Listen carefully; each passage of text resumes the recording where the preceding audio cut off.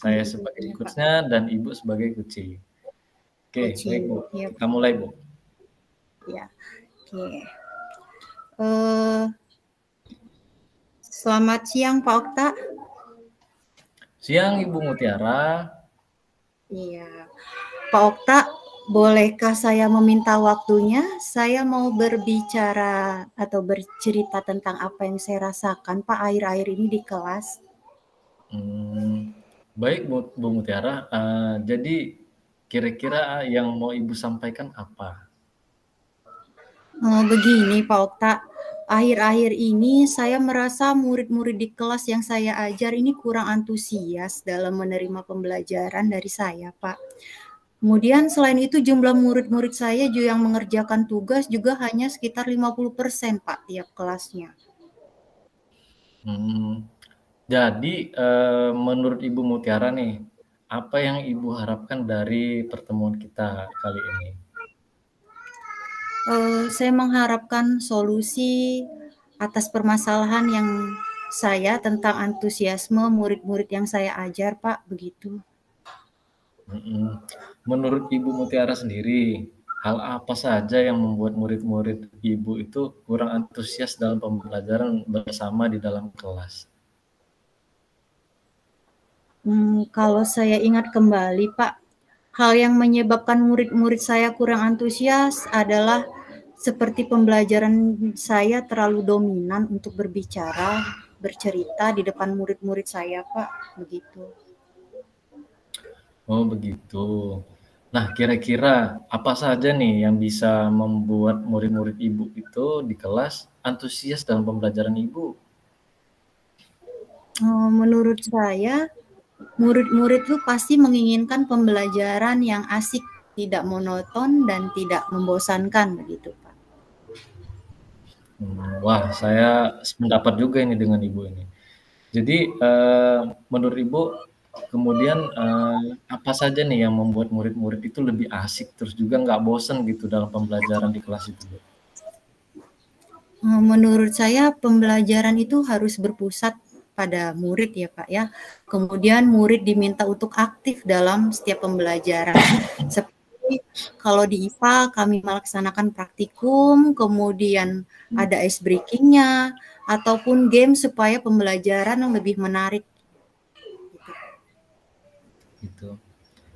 Nah, kalau mengenai tugas tuh Bu ya, kalau diberikan atau dikasih sama murid-murid itu apa yang menyebabkan itu mereka kurang antusias gitu dalam pengumpulan tugas? Kemungkinan karena tugas yang diberikan terlalu banyak sepertinya Pak, dan berisi banyak pertanyaan tanpa saya memberikan sumber yang beragam dan mengasihkan gitu Pak. Ada lagi nggak kira-kira sumber belajar itu yang menurut Ibu tuh lebih mengasihkan gitu kira-kira?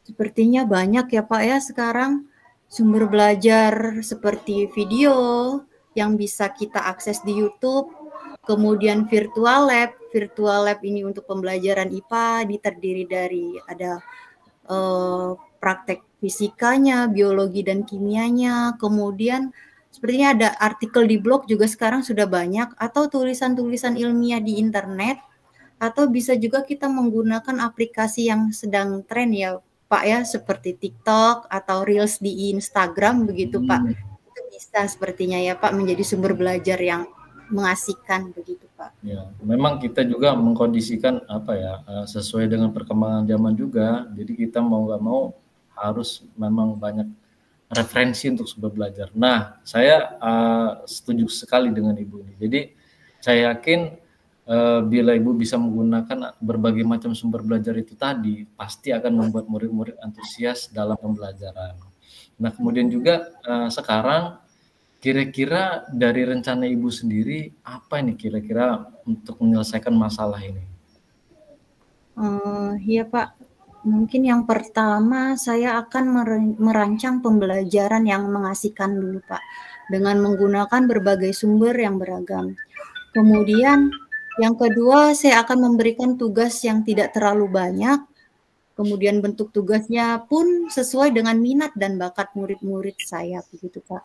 Saya juga akan mencoba melaksanakan pembelajaran berdiferensiasi, Pak, sehingga murid tidak terkesan dipaksa, tetapi mereka memang senang untuk mengerjakannya, senang untuk belajarnya, begitu, Pak.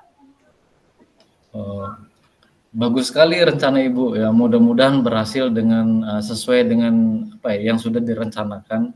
Kemudian juga apa kira-kira komitmen Ibu nih terhadap rencana yang sudah Ibu rencanakan.